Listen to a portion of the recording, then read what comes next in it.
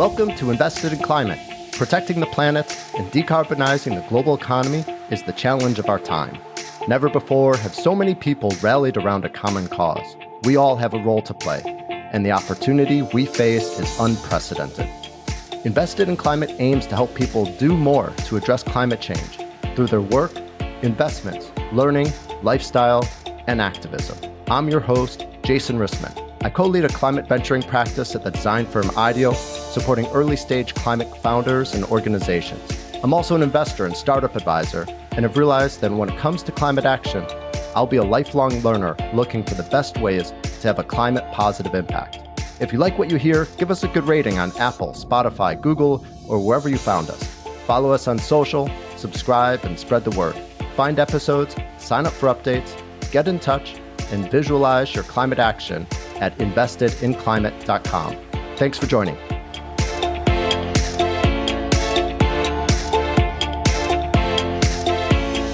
The IPCC report that came out recently found that demand-side changes, including consumer behavior change, can help reduce 40 to 70% of the emissions that we need to cut by 2050. So we do have power, especially when we act together and when we know which choices to focus on. I'll be honest here. I don't think carbon offsets are the answer. Companies relying only on offsets to become carbon neutral are pushing off the hard work of reducing their emissions. At an individual level, however, buying offsets actually has a different effect. It gets individuals to become more engaged in managing their carbon footprint, in talking about climate, and getting involved in activism. This is some of what I learned from Sanchli Pal, founder of a venture-backed startup called Joro. I suspect you'll learn a lot from our conversation. Enjoy. Hello, Sanchali. Welcome to Invested in Climate. Thanks, Jason. Thanks for having me. So great to have you join us today. I got to hear a bit about your work during our virtual event, New Opportunities for Climate Action. The recording, by the way, is on the Invested in Climate website. And I'm really excited to get to spend more time with you today and learn more about the work that you're doing. Before we dive in, I should ask, how was the event for you? And did you learn anything from any of the other panelists? I loved the event. I think it was one of the most engaged virtual events I've done in a while. There's often Zoom fatigue, but we had an awesome turnout and people were really engaged. That I was impressed by the questions everyone asked. And I got to learn so much about other folks' work. I think I left feeling inspired because other people care and are doing amazing things. And there's so many awesome solutions being worked on. Great. Yeah, I was blown away by the number of questions. They just kept coming, and it definitely made for a vibrant conversation. And thanks again for joining that and for joining us here today.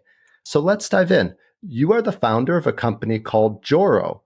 What is it, and what's the problem that you're aiming to solve? Joro helps people manage their carbon as easily as they manage their finances. And the problem is really that many of us care about doing something about climate change. Many of us are even alarmed and are actively looking for, is there anything I can do that will make a difference? But it's so hard to make sense of what actually matters and to understand what you can do without drastically changing your quality of life. So Joro meets people where they are. It's a mobile app. You can download it. You connect your credit and debit cards. You can automatically track the carbon of every purchase you make. That's free. It always will be. We want to democratize access to carbon data so people have access to it for their decision making. And then you can find ways to reduce it. You can find ways to change your behavior to lower the emissions from your lifestyle, or you can discover meaningful offsets that we curate and evaluate for you. And it really does matter. I mean, the IPCC report that came out recently found that demand-side changes, including consumer behavior change, can help reduce 40 to 70% of the emissions that we need to cut by 2050. So we do have power, especially when we act together and when we know which choices to focus on. Fantastic. Let's dive into it a bit deeper. Tracking individual carbon footprints is a notoriously hard problem. How are you doing it? So how are you able to actually calculate what a person's footprint is? It is a really hard problem because ultimately when we're tracking carbon footprints, we're tracking energy use. Energy is embedded in everything we buy. It's embedded in the energy we buy for our homes, in our gasoline, even in our clothing or in our food. So Joro actually taps into your spending, which is the best data proxy we have for consumption or for carbon emissions, and gives you a real-time carbon feed based on how you spend money. It's the same sort of the spend-based emissions accounting method is the same underlying approach that companies use when they're tracking their own emissions and that countries use when they calculate the emissions of a country. We're just adapting those methodologies to be visible to the consumer. Very cool. And I imagine a lot of data science, probably some machine learning in the background, pulling in different data sets, as well as being able to track based upon individuals' consumption.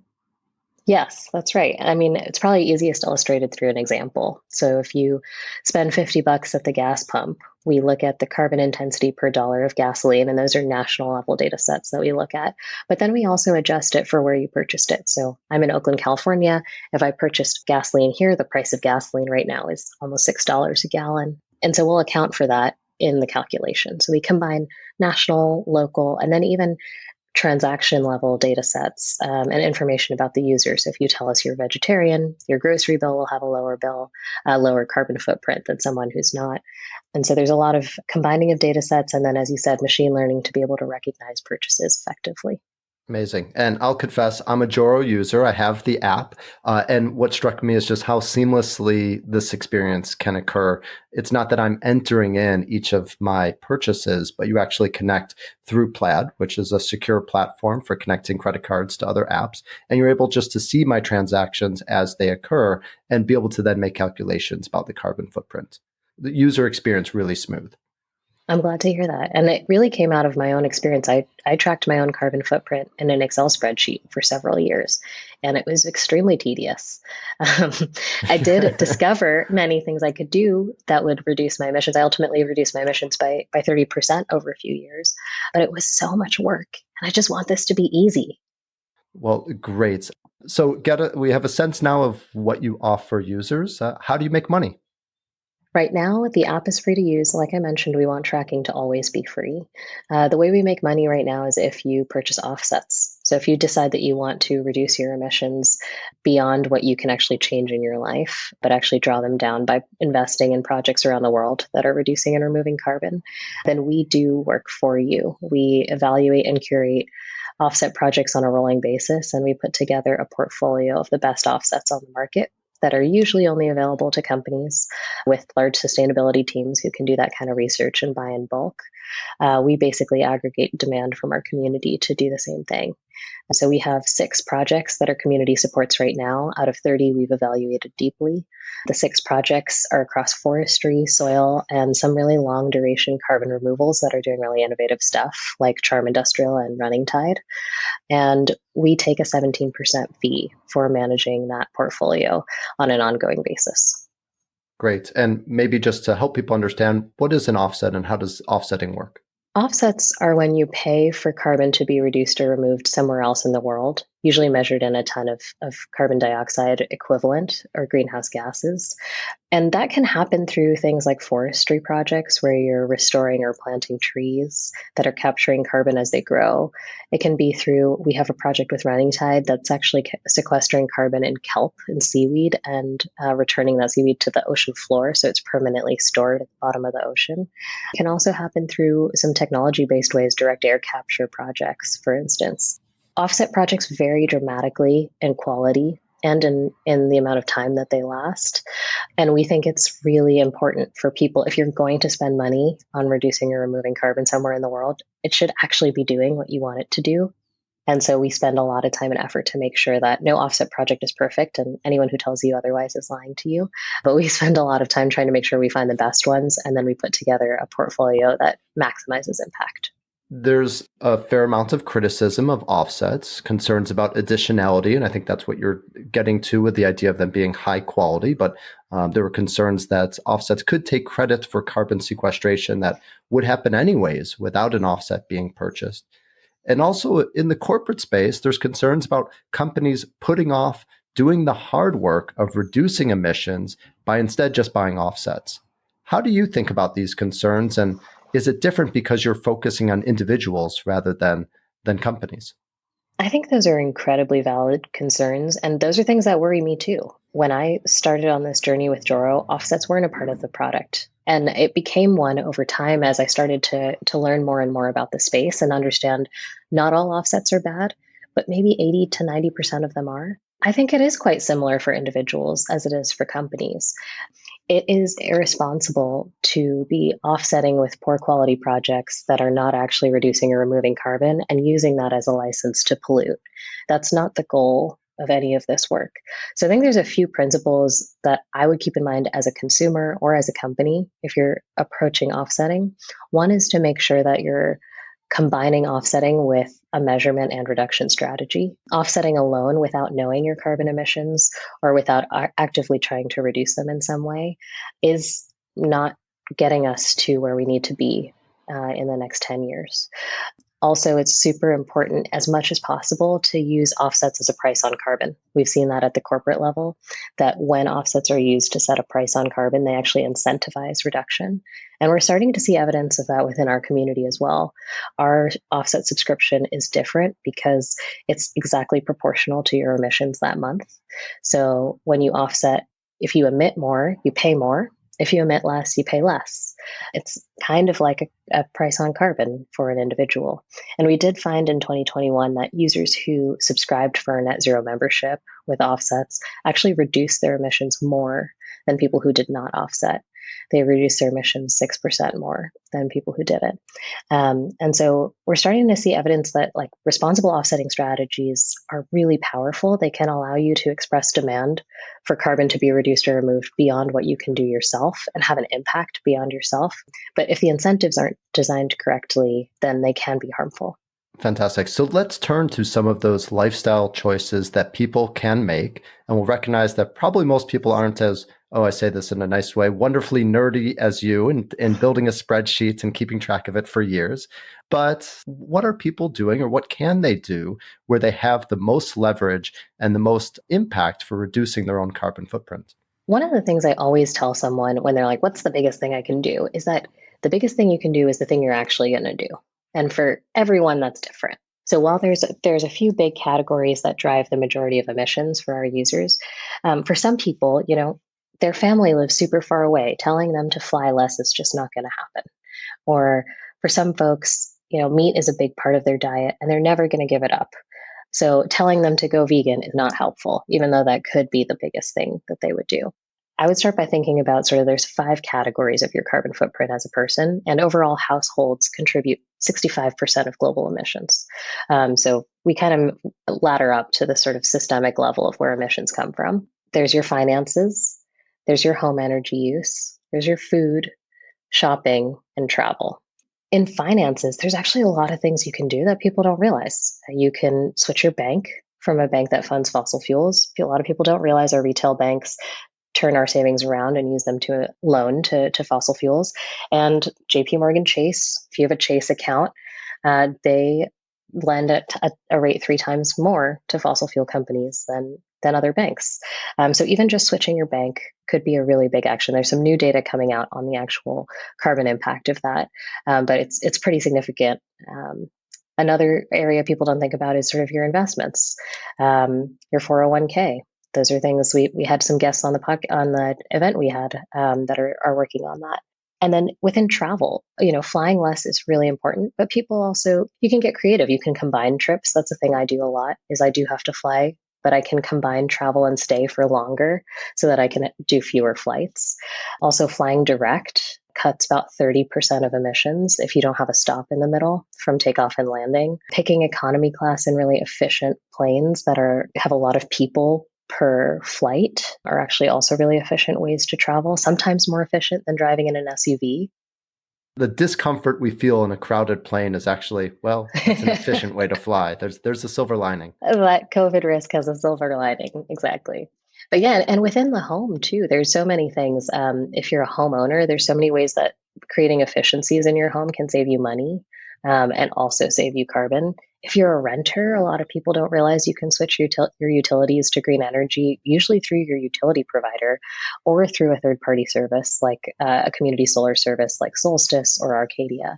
And so there's just so many amazing options. And we find that actually most of these actions save people money because you're using less energy. So I either want to thank you for an advertisement for our previous episodes, or maybe you just saved people a lot of time of listening to them. But definitely, if you're interested in some of those things that Sanchali just mentioned, there are episodes with Wild Grid Solar, which is focused on home energy, with Atmos Financial, focused on banking, and with Sphere, focused on 401ks. So we are definitely focused on those opportunities too. And I'm really glad that you brought them up. Let's talk about food. If I'm not mistaken, that your work in meal planning for a cafeteria helped you see the opportunity for Joro. Tell us a bit about that experience and your overall journey as a founder, how you got started and where this came from. My journey started when I was a senior in college and I saw the documentary Food Inc. And I happened to be, as you said, the manager in my dining hall at the time. I also was in a sustainable economics class and I was an economics major. And it just really was the right movie at the right time. It made me think, wow, I spend all this time learning about supply and demand and markets and how they're made. And all this time, I didn't realize that I'm a market participant and I don't like my industrial food systems. Now that I've learned about where they come from and where my food comes from and the effect that they have on the planet, I don't want that. I don't want to use my money to support it. So, what could I do that would make a difference? And that's what got me interested in carbon tracking. So, I started tracking the carbon footprint just from my meals. And at first, I was just tracking.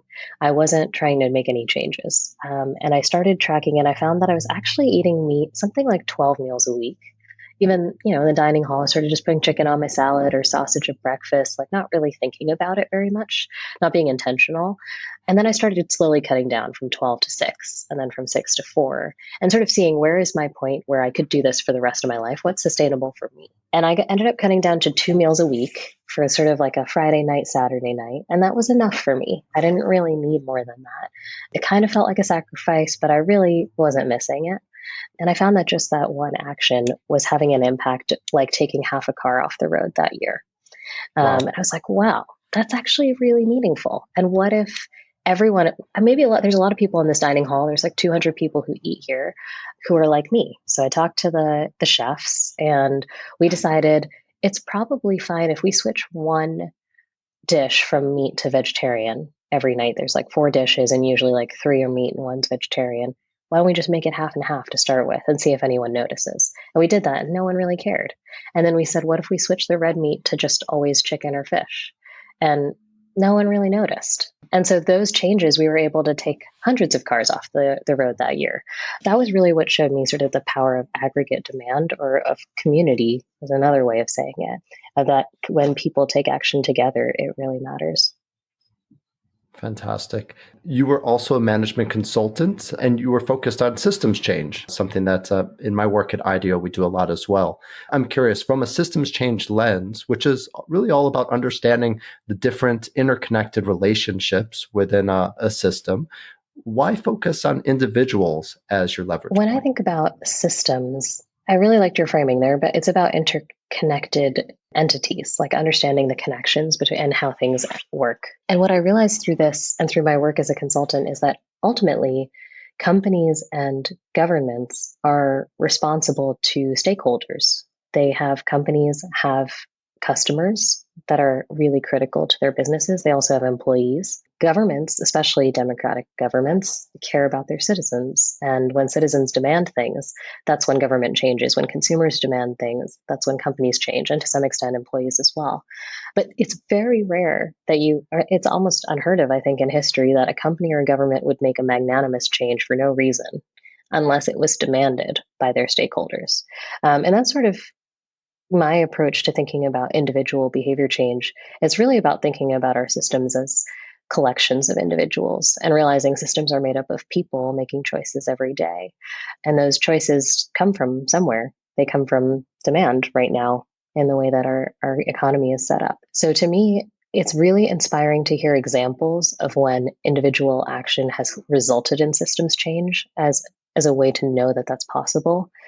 For instance, Greta Thunberg's protests against the Fridays for Future protests and the creation of sort of this flight shame or fly scum ended up resulting in a decrease of flights in Germany and Sweden after those protests by almost 10%.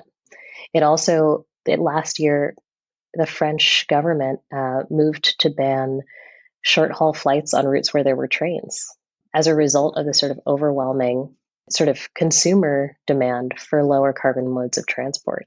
And that's a huge systems change that is now being enacted as a result of really a few people protesting. And that's really the power, I think, of all of these things. It starts with a group of small people, and ultimately that's where systems change comes from. I love that view. Systems change takes widespread behavior change, but can only start with a small number of people. So individuals have a lot of power when they add up as a community. What holds a lot of people back, of course, is that individual action can feel very small, especially compared to the enormity of the climate crisis. So one of the things I've become fascinated by is what I've been thinking of as a multiplier effect. Opportunities that enable individuals to multiply their impact by influencing others or influencing systems. Here's an example. In a recent episode, I spoke with Alex Wright-Gladstein, founder of Sphere. They're helping individuals and companies access clean 401ks. To me, what was most exciting is really that they're offering individuals an easy action of emailing their corporate benefits team. And that easy action could ultimately help move billions of dollars of investments because they're creating a new opportunity for investment for their entire company. So all of their fellow employees would have access to climate positive 401ks. So coming back to Joro, are you thinking about multiplier effects? And if so, as you're aggregating demand and building a community, how are you helping people see that their impact will be multiplied by being part of the Joro community? Yeah, I think that's so important. And there's a couple ways we're thinking about that. The first way is by showing people that they're not alone. In the app, you can follow friends, you can follow people you know, and you'll have a little leaderboard of you versus others. And you can also see with any action you take, other people who are currently taking that action right now.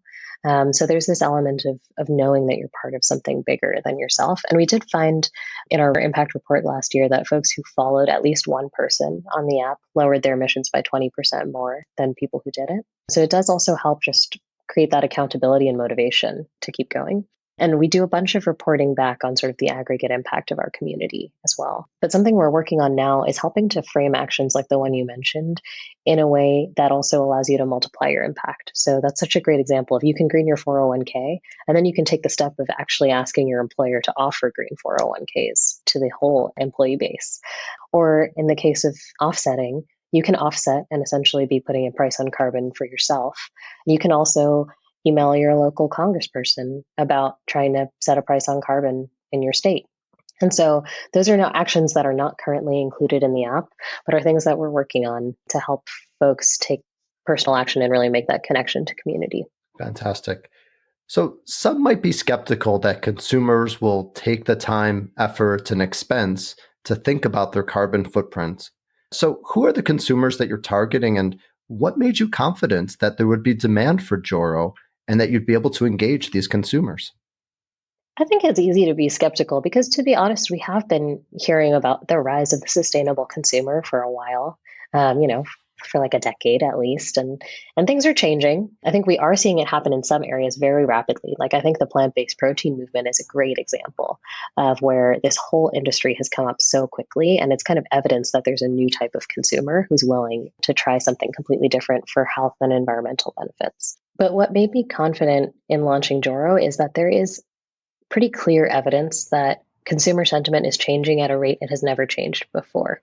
If you look at Yale's research on 6 Americas of climate change, it's shown that the climate alarmed population, which is sort of the most worried about climate change, worried about it on a daily or weekly basis, has grown from just 11% in 2012 to over 33% last year. That is a massive growth in a very short period of time. We also see now millennial and Gen Z consumers are over 50% of the consumer base, and they value very different things. Global surveys of both millennials and Gen Z show that climate change is their number one concern, even higher than COVID in the last couple of years. And so that's just a radically different generation with different priorities. And they're not willing to accept the things that previous generations were willing to. They demand more from the companies they're going to buy from. Yeah, that's great. We'll include links in the show notes to the Yale website that you mentioned. There's a lot of great research around communicating around climate to different audiences. Meanwhile, you're really focused on the US. Were there examples from abroad that also inspired you or made you confident that US consumers could continue this trend to being more sustainably minded and more concerned about their carbon footprint? Other countries have been, I think, farther ahead in some ways than the US, in both in terms of the general population's concern about climate and also in terms of regulation and company action. I think the EU is a great example where folks report being climate alarmed at a rate even 1.5 times higher than in the US. And actually, at the policy level, there's much more stringent policies requiring carbon disclosures from companies, which we're starting to see play out in the US as well, which is very encouraging. But I do think that there's examples from other countries who are farther ahead in taking action. And also, frankly, living in other countries personally, I lived in India and Ethiopia before I started working on Joro. You see the effects of the climate crisis firsthand much more starkly. It's inescapable when you see flooding during the monsoons, or you have to stay inside for days because it's been 110 degrees for a week, or when I was in Ethiopia, there was one of the worst droughts in decades. And people's entire livelihoods are wiped out. It's not just, I have to close my windows because of the smoke, that's bad. But a lot of us have the ability to cope with it. Based on where we live. But there's so many communities who don't have those protections. And when you see that every day, there's no question that the climate crisis is happening. So, how's it going? Are you getting the level of interest and membership that you'd assumed you would? It's been really amazing and inspiring to see how what we're building is resonating with a really, really large group of people. When I started on this journey, I felt pretty alone personally. Tracking my carbon footprint felt kind of weird, and I did not really tell many people about it for several years. But once we built this product and we started, it's been pretty much all organic growth to date, word of mouth, people finding us either through our own content or content other people are writing about us. And we sort of built this incredible early community of people who are like, yeah, why doesn't this exist? And that's the most amazing thing when people say, as soon as I heard about Joro, I realized this is the most simple thing in the world and I should be doing it. That sort of feels like it's really hitting on something core, is like, yeah, manage our carbon like we manage our money. Like, why not? This year, one of the things that was really powerful was we were named one of the Time 100 most influential companies of the year. Wow. Which is crazy. Congratulations. We're 10 people. Yeah, Thanks. That's great. But there's like Netflix and, Airbnb and these giant companies who are the most influential companies of the year. And the fact that our little startup that's doing this crazy, wacky thing that doesn't really exist right now is in there, it means to me that carbon tracking is part of the future. Like, carbon data is one of the most valuable metrics we have.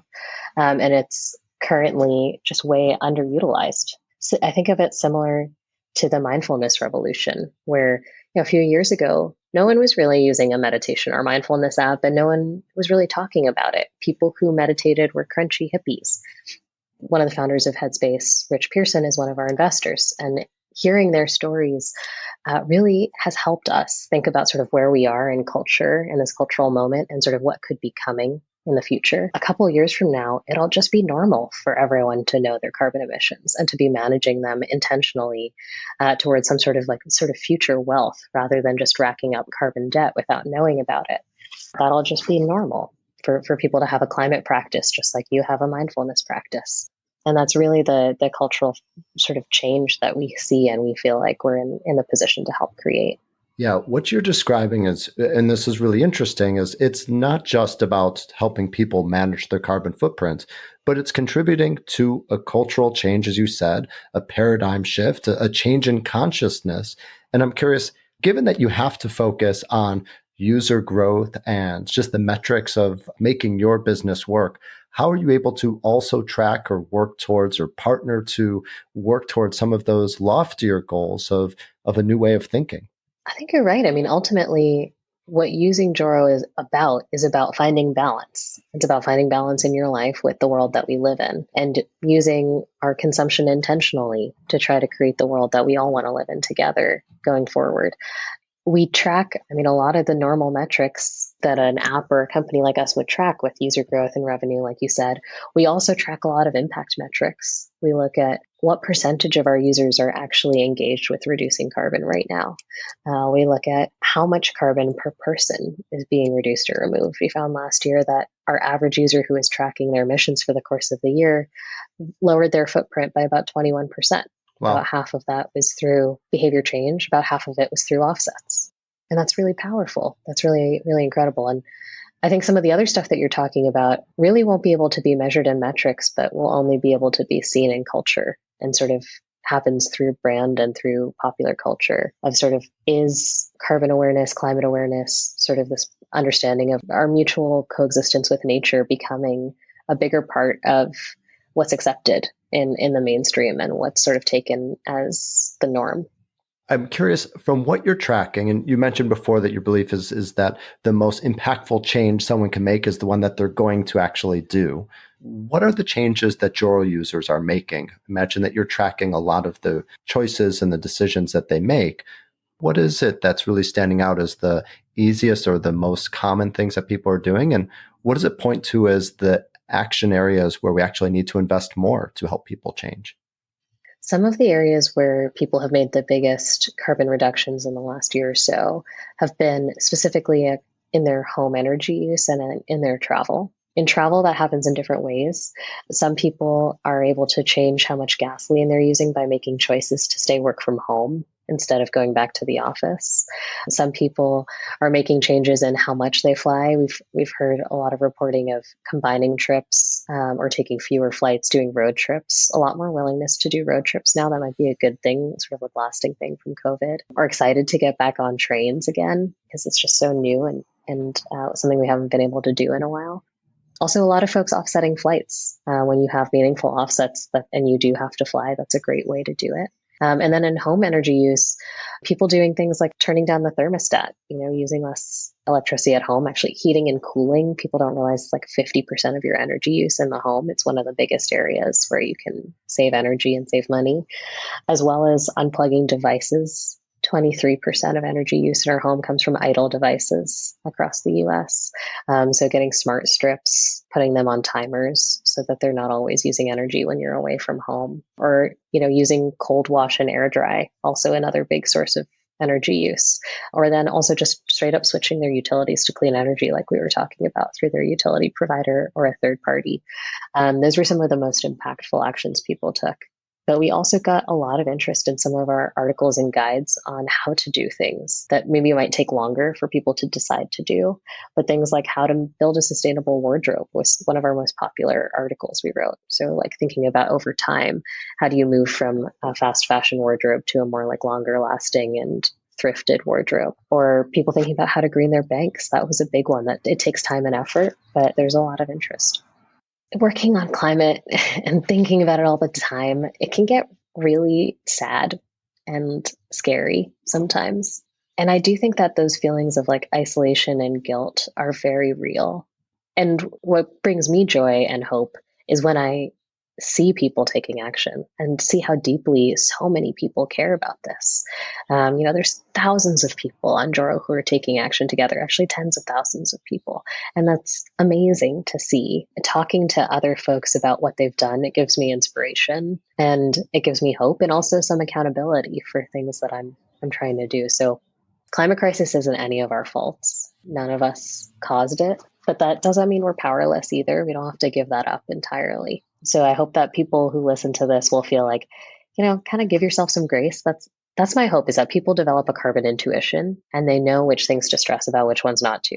I don't really worry if I forget to bring my cup to the coffee shop anymore, because it's in the grand scheme of things, that choice doesn't matter that much relative to what I'm putting in my cup, or relative to what I eat for lunch, or relative to how I chose to get to work that day. Those are the big choices I should be focusing on. And so I do think it gives you a little bit of like relief that you don't have to worry about everything. Sanchali, thank you so much for all of your insights and sharing your story with us. I always ask this question to end with. This podcast, Invested in Climate, aims to help listeners do more to address climate change, really through 5 categories of action: work, investments, learning, lifestyle, and activism. We've talked a lot about the power of lifestyle decisions, also have touched on political activism and investments. And so I'm curious, is there anything from those other categories of work and learning that you think is really impactful and something people should consider doing? I love that framing. I think all of us, when we think about like sort of centering in what power we have to address the climate crisis, we can think about the resources within our control. Like our lifestyle is one form of resources within our control.